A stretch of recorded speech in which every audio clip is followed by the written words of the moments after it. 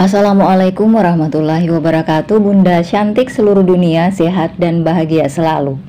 Part 4. Suamiku lebih membela istri keduanya. Mas, kamu datang mas. Mata Liana berbinar dan tak lama kemudian air matanya jatuh dengan deras. Ibu pamit dulu, silahkan kalian bicara berdua. Nani bersuara. Tunggu, sebelum kalian terlalu jauh bersenang-senang di atas penderitaanku. Kalian berdua, kamu juga Ibu Nani yang terhormat, kalian harus memenuhi satu permintaanku. Apalagi Nak Ibrah, lirih Nani.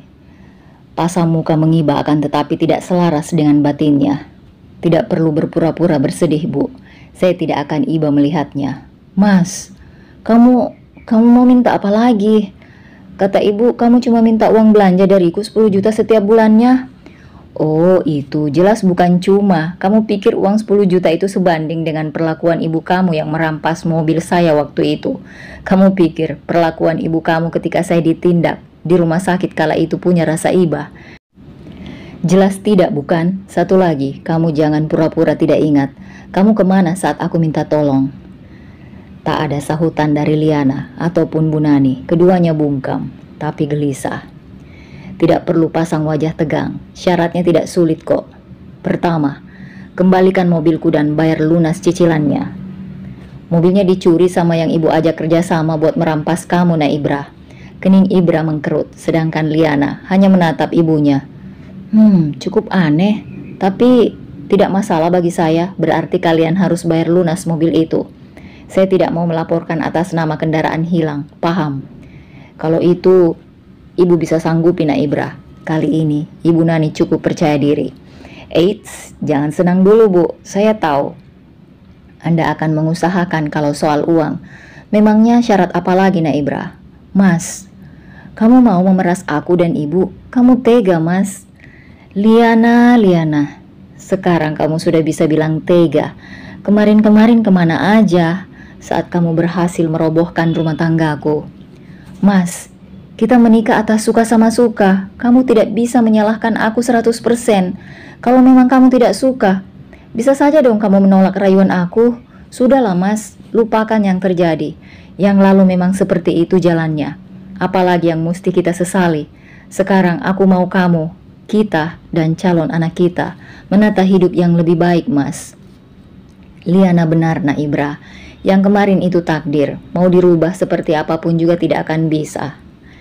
Ya, benar apa yang kalian katakan. Yang kemarin memang takdir dan yang saya inginkan juga takdir kalian.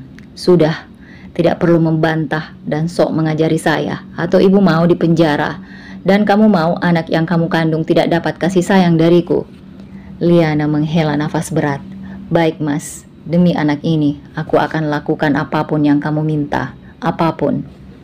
Mata Nani menyalang memberi kode pada Liana. Pinter. Gimana dengan Bu Nani? Apa sanggup melakukan apa yang aku mau? Bu, udah jawab aja bisa. Apalagi emang kita yang salah. Baik Nak, ibu juga akan melakukan apapun yang Nak Ibrah mau. Bagus. Ibu dan anak udah mulai pinter. Oke, aku mau mobil keluaran terbaru. Selain itu, kalau kamu Liana sudah diperbolehkan pulang, aku mau kamu dan ibumu ikut aku ke rumah orang tua Laras. Kalian berdua bersimpuh di depan dia, meminta maaf. Dan bagaimana caranya pun, kalian harus bisa membuat aku juga dan Laras bersatu. Kalau kalian berhasil, kamu akan aku nikahi secara resmi. Dan ibu akan aku bebaskan dari segala tuntutan. Namun jika tidak, semua yang aku inginkan tidak berhasil, ya terima saja nasib kalian masing-masing. Iya Mas, aku akan lakukan. Namun aku juga punya permintaan. Malam ini kamu harus menginap di rumah sakit menemaniku. Juga setelah pulang kita harus tinggal satu rumah. Oke, saya tidak keberatan. Nani keluar dari kamar karena dirasa pembahasan tadi dirasa cukup untuk dibahas.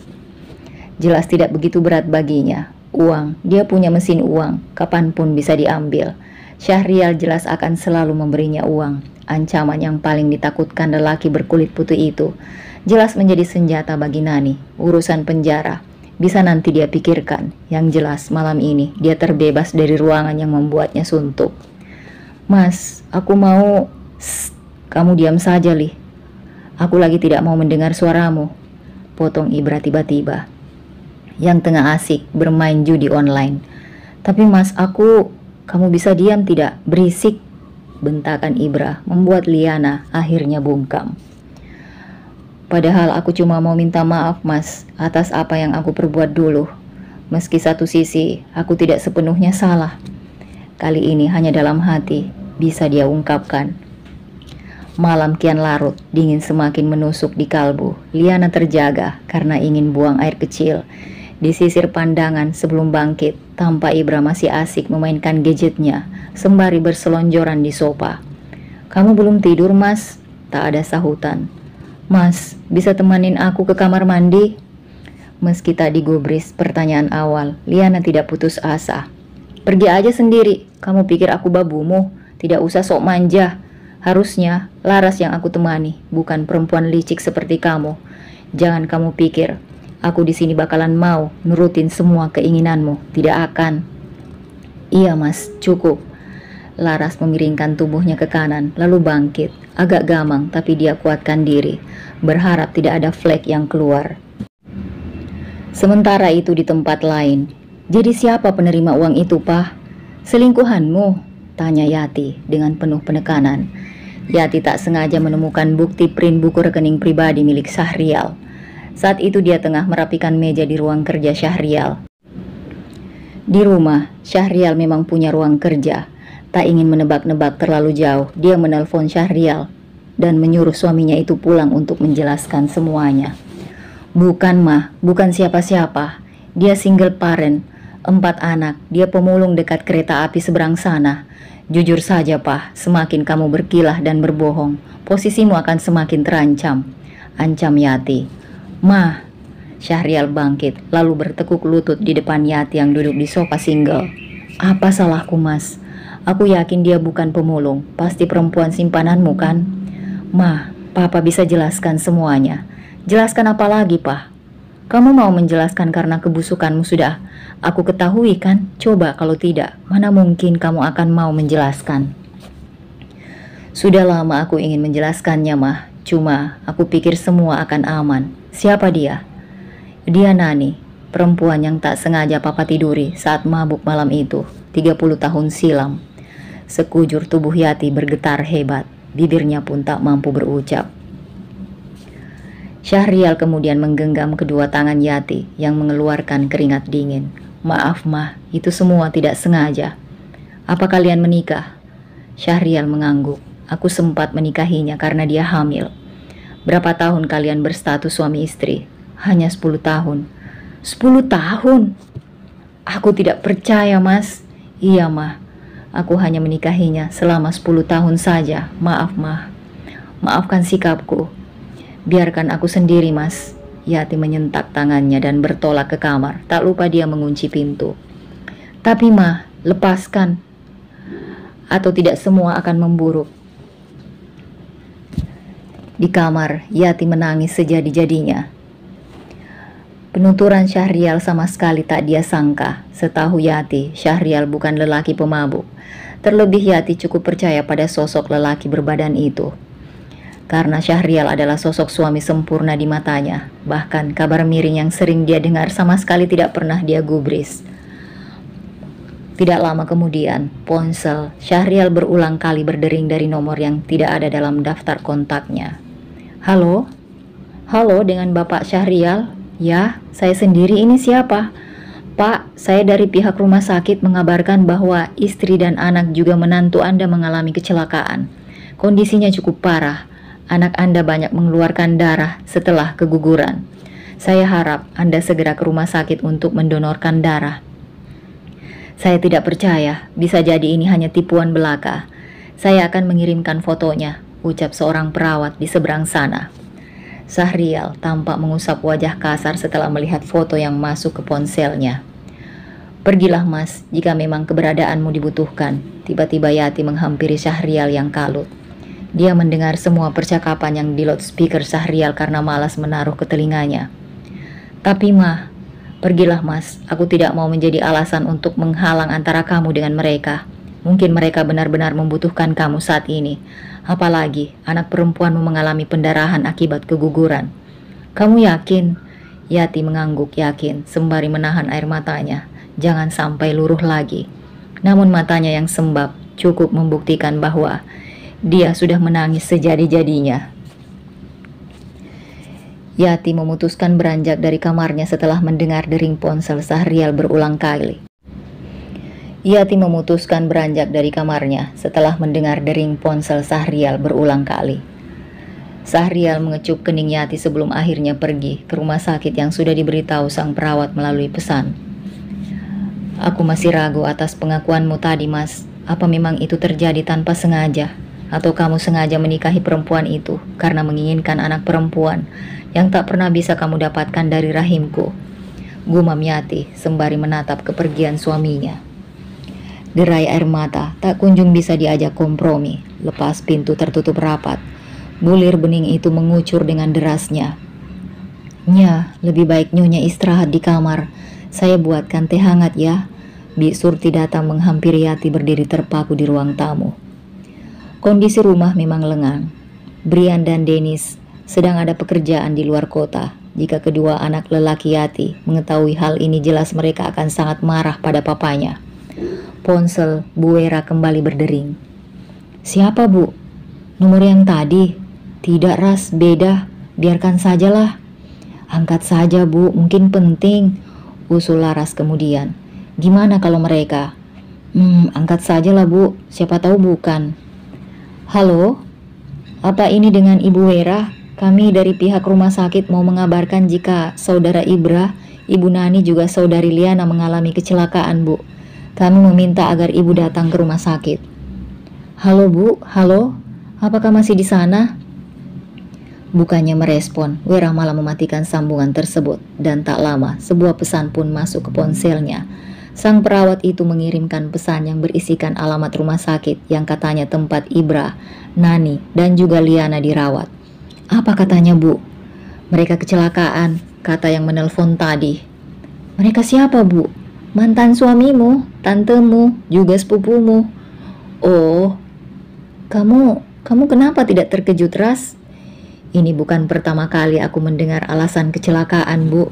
Jadi, menurutmu, kita tidak perlu ke sana? Ya, lebih baik begitu, Bu. Lalu bagaimana jika benar, Ras? Ibu takut kita tidak punya kesempatan. Bu, setelah ibu pikir-pikir, umur kita tidak ada yang tahu. Jangan sampai keegoisan membuat kita menyesal. Ibu kenapa bicara seperti itu? Ras, ibu sudah tua. Sisa umur ibu juga tidak tahu sampai kapan. Jika singkat, betapa meruginya ibu karena tidak membuka pintu maaf. Iya, Bu, tapi ibu gak harus bicara seperti itu juga. Aku tak kuat mendengarnya. Laras memeluk Wera dengan sangat erat. Ketakutannya akan apa yang dilontarkan Wera memang menjadi beban di pikirannya. Bukan sekarang saja, bahkan sejak 10 tahun yang lalu. Dia memilih merawat ibunya karena takut tidak punya banyak waktu bersama. Dan atas izin Allah, umur Wera masih dipanjangkan. Kalau kamu belum siap ketemu, biar ibu saja yang pergi. Nanti ibu ditemani Bi Iem. Wera melepaskan pelukan Laras perlahan. Lalu diseka bersih air mata anaknya yang masih menetes. Aku bingung, Bu. Satu sisi aku enggan bertemu, tapi kalau ragu biar ibu saja, lagian perawatnya telepon ibu. Suasana ruang IGD sangat mencekam. Gimana, Mbak? Apa mereka mau datang? Tanya Nani dengan penuh kecemasan. Di antara Ibra dan Liana, Nani hanya memar bagian kening sebelah kiri dan memar di bagian lengan juga kaki. Saya juga tidak tahu pasti mereka datang atau tidaknya, Bu. Yang jelas saya sudah memberitahu sesuai yang ibu minta. Juga mengirim foto. Sekarang ibu istirahat saja dulu. Baik, Mbak, terima kasih banyak. Sama-sama, Bu. Sejak kecelakaan terjadi, entah berapa kali menangis, air matanya yang biasanya sangat susah menampakkan wujudnya. Tak seperti sejak kejadian naas itu. Nah, Ibra, pelankan dikit laju mobilnya. Kamu nyetir dalam keadaan emosi, nanti malah nabrak. Atau kita berhenti dulu. Kenapa, Bu? Ibu takut mati. Mas, apa yang dibilang ibu itu benar. Lebih baik kita berhenti dulu sampai emosi kamu mereda. Nanti kalau kita kecelakaan bagaimana? Kamu nggak sayang sama calon anak kita. Kamu juga Liana, tahu apa kamu tentang kasih sayang? Kamu perempuan iblis yang tak punya hati. Kamu memikirkan anak kandungmu, tapi tidak memikirkan bagaimana nasib Laras, Kinara, dan juga anak dalam kandungannya. Apa kalian berdua tahu bagaimana rasanya? Tidak kan? Jadi, diam saja mulai sekarang, jangan sok mengajariku. Bukannya memperlambat laju mobil, emosinya semakin membludak. Jelas dia tidak terima dinasehati oleh orang yang membuatnya hancur lebur.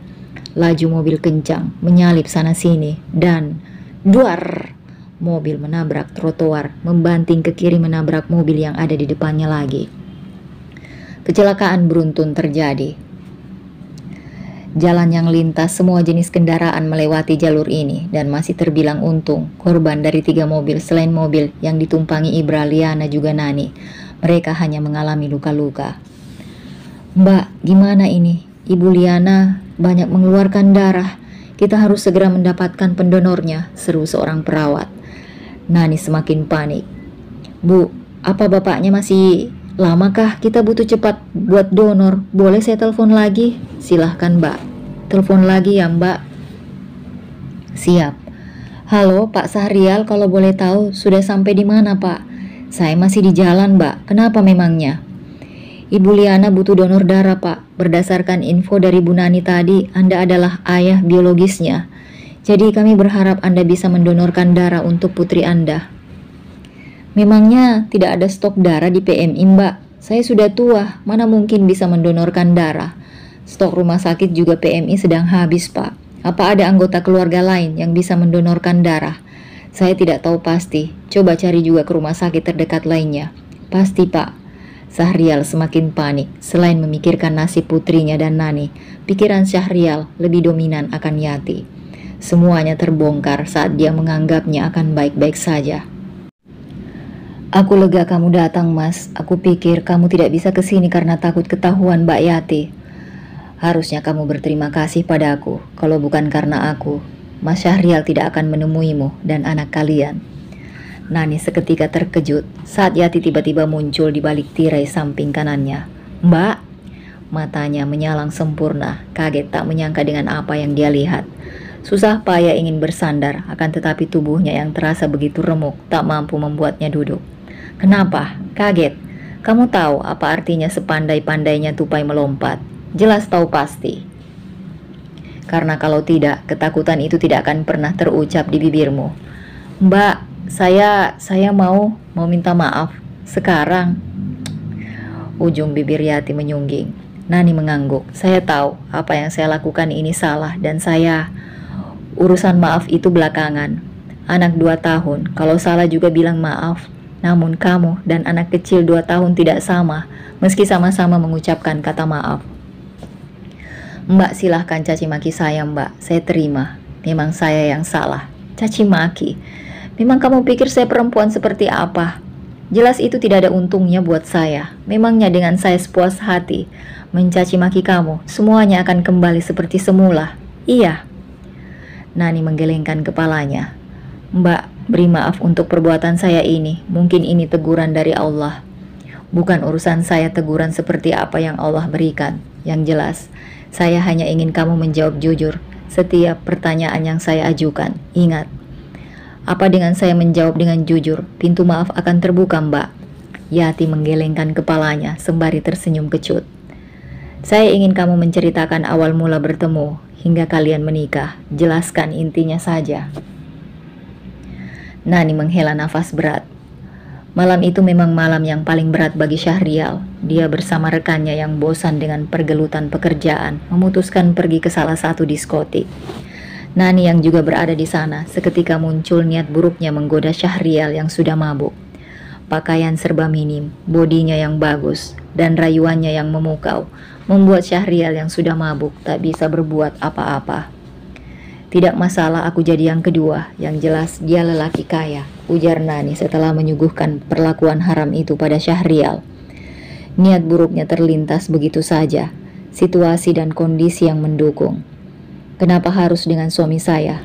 Tidak tahu Mbak, saya juga tidak tahu. Yang jelas di sana dari ketiga pria, dua lainnya, dua bersama pekerja di sana. Hanya suami kita yang... Apa? Kamu bilang suami kita? Maksud saya suami Mbak. Lanjutkan. Cuma suami Mbak yang seorang diri. Bukan itu maksud saya. Di sana lelaki banyak. Kenapa harus suami saya? Alasan kamu jangan terlalu klise. Dia gagah, juga rapi. Dari kejauhan aku melihat dirinya seperti lelaki yang sesuai kriteriaku. Maaf Mbak, maaf. Andai kala itu aku tidak terpuruk, mungkin niat jahat menggoda lelaki tidak akan aku lakukan. Jangan bertopeng, jangan berlindung dengan keterpurukan. Kamu jelas sadar dan punya akal yang waras. Saya salah Mbak, Nani kehabisan kata-kata. Saya tidak perlu rasa bersalahmu. Yang jelas, dari yang kamu ucapkan barusan, cukup menggambarkan perempuan seperti apa dirimu. Bukan saya yang merendahkan, melainkan kamu sendiri yang ingin direndahkan. Iya Mbak, saya memang bodoh. Bodoh ya jelas, saya yakin kamu tidak melakukan sekali dengan suami saya. Peduli apa kamu dengan luka yang saya rasakan? Iya Mbak, saya harus berbuat apa Mbak? Saya ingin meminta maaf dengan tulus. Derap langkah kaki semakin terdengar jelas, tirai dibuka. Yati, kamu di sini? Syahrial terbelalak saat melihat sosok istrinya. Ya, aku di sini. Waktu yang tepat untuk bertemu dengan perempuan busuk ini. Mah, kamu ikutin aku. Menurutmu, buat apa? Kamu tidak perlu banyak tanya. Buat apa? Kenapa? Di mana letak harga diri keluargamu? Bahkan kamu lupa ada orang asing sekaligus perusak di sini. Untuk urusan kita biar di rumah saja dibahas. Privasi antara aku dan kamu lebih berharga dari perempuan jalan ini. Oke Mah, aku minta maaf. Tapi urusanku belum selesai. Liana... Oh, jadi Liana nama anak perempuanmu itu. Iya, dia butuh darah. Ya sudah, donorkan saja darahmu, Pak. Biasanya kalau ayah biologis sama, itu pun jika benar kamu ayah biologisnya. Aku tidak bisa, Mah. Mau tidak mau, aku harus suruh Brian dan Ibra ke sini. Mbak, apa maksudnya bicara seperti itu? Mbak pikir saya suka gonta-ganti pasangan? Saya tidak berkata demikian ya, kamu sendiri yang berujar. Berarti benar, kamu suka gonta-ganti. Kamu juga, Pak. Kan punya kekuasaan. Jangan ciut gitu dong solusinya. Masa iya? Darah dagingku yang ikut menolong anakmu dengan perempuan asing ini. Aku tidak sudi. Oh, sebentar. Apa takut para rekan bisnismu juga kolegamu tahu? Malu. Kenapa mesti malu, Pak? Apa bedanya kamu dengan mereka? Suka barang bekas. Mbak, saya mohon. Jika tidak dapat bagaimana? Nyawa Liana akan terancam. Jika urusanmu sudah selesai, segera pulang. Yati berbalik badan keluar dari ruang IGD.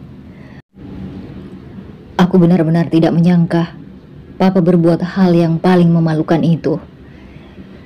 Tidak ada gunanya juga kamu protes, Den. Semuanya sudah terjadi. Enteng sekali Papa berkata seperti itu.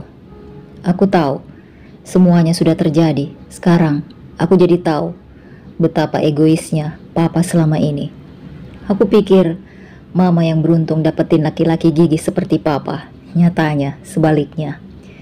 Iya, sudah Den, Papa tahu ini salah. Kamu mau marah, apapun mencaci maki tidak akan merubah semuanya. Nambah masalah yang ada. Dan sekarang pun bukan waktu yang tepat untuk membahas panjang lebar. Oke, untuk semua yang sudah terjadi dan menyakiti hatimu, Papa minta maaf. Maaf untuk semuanya.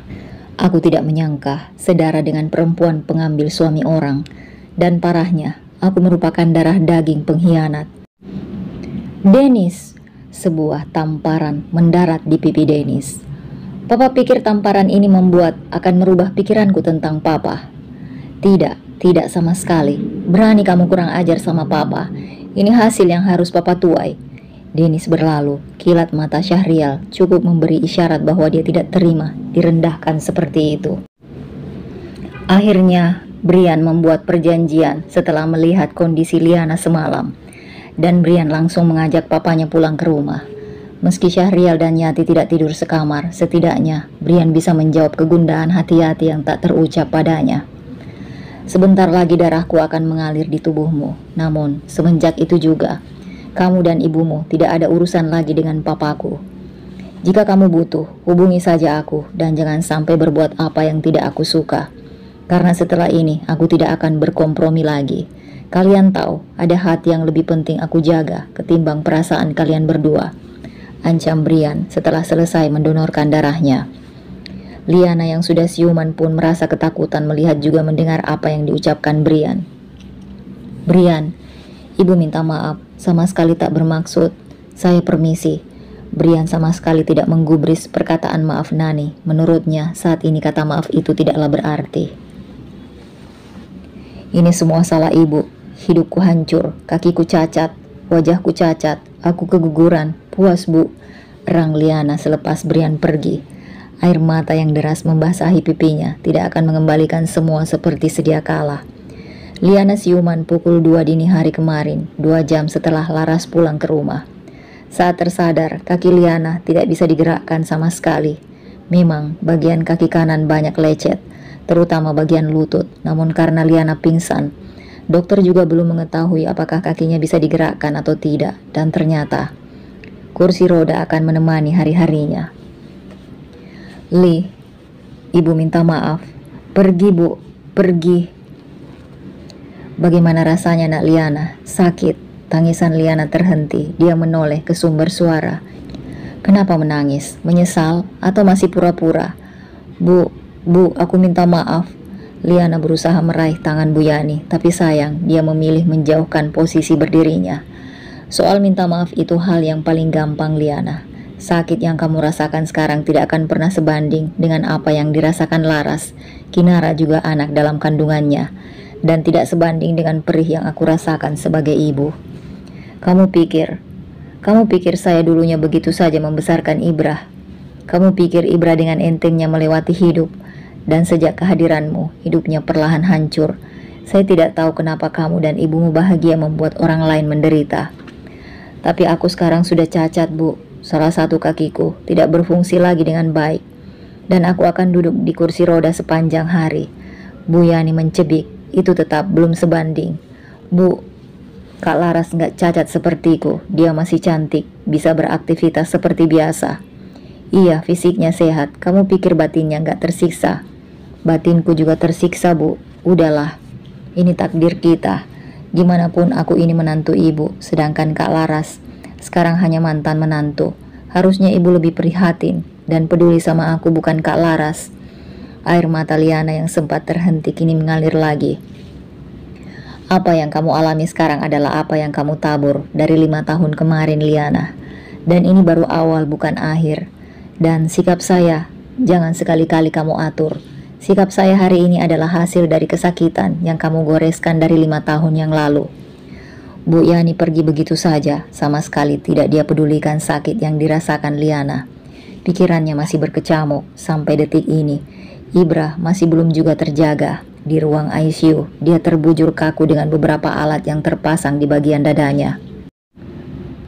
Di keremangan malam, mata Bu Yani berbinar kala melihat Laras berjalan mendekat, tempat dia berdiri dekat pintu utama ruang ICU. Akhirnya kamu datang, Ras. Iya Bu, aku kesini karena Kinara badannya belum turun-turun juga. Hah? Kinara panas? Bu, boleh minta tolong nggak? Apa Ras? Ibu aja ngomong sama petugas medis di dalam ya. Biasanya ada rentangan umur, ada yang diperbolehkan masuk. Kinara kan belum cukup umur juga. Ya sudah, ibu masuk dulu buat minta izin. Kamu nggak ikutan masuk, Ras? Tanya Dinda. Kali ini Bu Wera tidak ikut dikarenakan ingin istirahat, namun ibunya Laraslah yang menghubungi Bu Yani. Bahwasanya Laras dan Kinara akan menemuinya di rumah sakit. Enggak kok, Din. Oh, oke lah. Atau sama aku aja boleh, Ras? Maksudnya, iya, biar aku aja yang nemenin Kinara ke dalam. Nara mau kan tante yang tolong? Kinara yang tersandar lemas di atas kursi roda milik Bu Wera pun mengangguk. Gimana Bu, boleh? Boleh Ras, tapi cuma bentar. Syukurlah Bu, silahkan Din, boleh. Ibu kira kamu yang nemenin Kinara, Ras. Enggak Bu, biar Dinda aja. Kamu masih belum bisa memaafkan Ibra ya? Bu, maaf. Oh baik nak, ibu tidak akan menanyakannya lagi. Di dalam, Kinara yang memakai baju steril menangis melihat kondisi Ibra. Papa bangun. Nara mau kita main sama-sama lagi, ucapnya dalam sela isakan. Ki, kita keluar yuk, udah dikodein sama petugasnya. Tapi Nara masih mau di sini, Tan. Besok kita kesini lagi. Kinara kan masih sakit, butuh istirahat juga. Kalau kamu sembuh, papa kamu juga bakalan ikut sembuh kok. Beneran, Tan? Iya sayang, insya Allah. Sesampainya di rumah, Laras langsung membawa Kinara ke kamar karena saat dalam perjalanan pulang, Putri yang akan jadi seorang kakak itu sudah tertidur pulas. Ras, kasihan aku lihat Ibrah, parah banget kondisinya. Din, makasih banyak udah anter ya, maaf udah repotin kamu soal Mas Ibrah. Aku lagi gak mau bahas kondisi dia, Din. Melihat mimik wajah Laras yang kurang enak dipandang, akhirnya Dinda memutuskan untuk pulang. Denis, kamu kok di sini? Mobil yang dikemudikan Dinda baru saja keluar dari pekarangan rumah Laras. Dia melihat mobil Denis menepi di seberang jalan. Buru-buru Dinda membuka kaca mobilnya. Aku hanya memastikan kondisi Laras baik-baik saja, Din. Jangan bilang kamu ngintilin kami juga tadi di rumah sakit. Iya, aku ikutin kalian.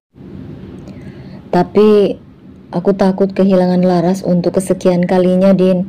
Kamu punya Allah, Den. Mintalah sama pencipta. Minta untuk dijodohkan dengan Laras. Aku yakin jawaban Allah adalah jawaban paling tepat. Tapi mungkin untuk saat ini Laras belum bisa menerima kamu karena dia baru kehilangan. Apalagi saat ini Laras masih mengandung. Kinara masih kecil, jadi dia butuh waktu. Oke, kamu yang sabar ya, Den.